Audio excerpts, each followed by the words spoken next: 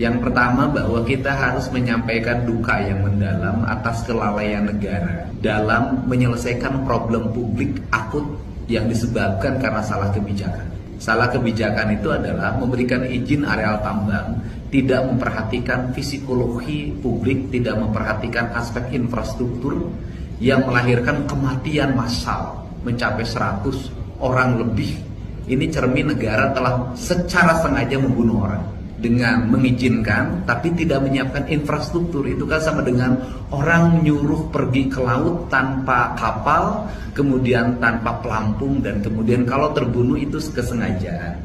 Untung Indonesia, Pak. Ini kalau di negara lain, ini sudah digugat negara. Nah, untuk itu tidak lagi saya minta kepala PU tidak usah terlalu berteori. Nanti begini, waktunya begini, waktunya begini. Saya tidak suka orang yang pesimis. Ikut dengan saya harus optimis. Kenapa? Selalu takutannya adalah APH. Saya yakini bahwa selama kita lurus, selama kita benar, selama yang kita tempuh adalah untuk kebaikan, jangan pernah takut. Kita dipimpin oleh Pak Prabowo yang menginstruksikan pada kita semua untuk berpihak pada rakyat, mengambil tindakan-tindakan yang cepat dan nyata dan terukur. Nah, hari ini Jawa Barat sudah punya fiskal yang cukup. Kita harus sudah mulai melangkah pada hal yang nyata. Hal yang nyata di depan kita adalah dua musibah yang sering terjadi.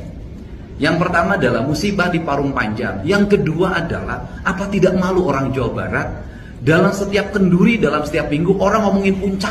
Ngomongin puncak, yang pungutan liar, kemacetan, orang pingsan, orang meninggal. Nah, ini kan keteludaran kita dalam membaca. Kenapa? Karena kebiasaan pejabatnya kalau satu minggu ikut liburan, bukan melihat orang yang liburan.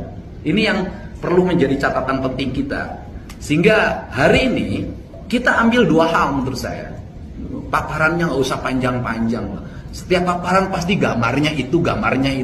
Yang gitu-gitu cukup di WA-in, lihat di WA kita udah tahu paparan begitu.